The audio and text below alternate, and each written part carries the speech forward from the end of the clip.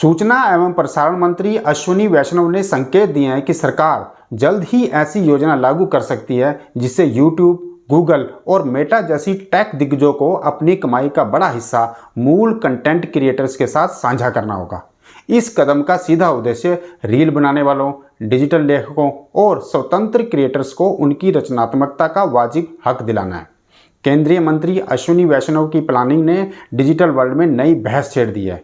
आइए समझते हैं क्या है पूरा मामला। केंद्रीय मंत्री अश्विनी वैष्णव ने पिछले दिनों डिजिटल न्यूज़ पब्लिशर एसोसिएशन यानी DNPA कॉन्क्लेव को संबोधित किया और साफ किया कि अब डिजिटल प्लेटफार्मों को ऑनलाइन कंटेंट की जिम्मेदारी लेनी होगी और कंटेंट क्रिएटर्स और न्यूज़ ऑर्गेनाइजेशन के साथ मुनाफे में उचित हिस्सेदारी तय करनी होगी। उन्होंने कहा कि कंटेंट बनाने वालों को उनकी मेहनत का उचित हिस्सा मिलना चाहिए।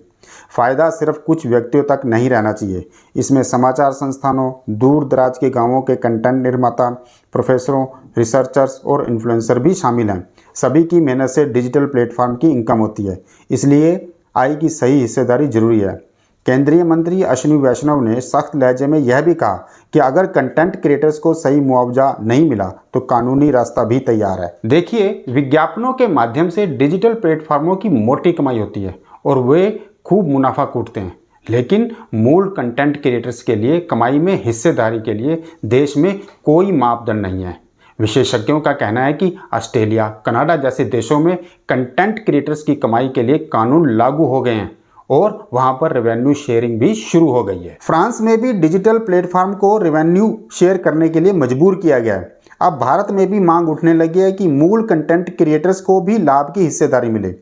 विशेषज्ञों का कहना है कि भारत विशाल जनसंख्या वाला देश है और यहाँ विभिन्न डिजिटल प्लेटफॉर्मों के बहुत बड़ी संख्या में सब्सक्राइबर हैं और अगर सरकार रेवेन्यू शेयरिंग की बात कहती है तो निश्चित तौर पर डिजिटल प्लेटफॉर्मों को उनकी बात माननी पड़ेगी।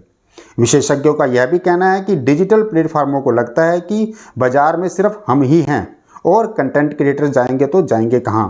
प्लेटफॉर्म उनकी इसी बात का फ़ायदा उठाते हैं। अब समय आ गया है कि कंटेंट क्रिएटर्स के साथ रेवेन्यू शेयर किया जाए और इसके लिए सरकार को कानून लाना चाहिए। DNPA कॉन्क्लेव में केंद्रीय मंत्री अश्विनी वैष्णव ने कृत्रिम बौद्धिकता यानी AI से बनाए कंटेंट पर यह भी कहा कि किसी की आवाज़, चेहरे के आधार पर वीडियो बनाना अब नहीं चलेगा। ऑनलाइन कंटेंट की जिम्मेदारी डिजिटल प्लेटफॉर्म की है। हम सिर्फ प्लेटफॉर्म हैं वाली बात नहीं चलेगी। वे मीडिया संस्थान की तरह काम कर रहे हैं, इसलिए इसकी जिम्मेदारी भी होनी चाहिए। सम्मेलन में केंद्रीय मंत्री अश्विनी वैष्णव ने कहा कि डीप फेक और सिंथेटिक वीडियो बनाने से पहले उस व्यक्ति की सहमति लेनी चाहिए। इस दिशा में इंटरनेट मीडिया को काम करना चाहिए।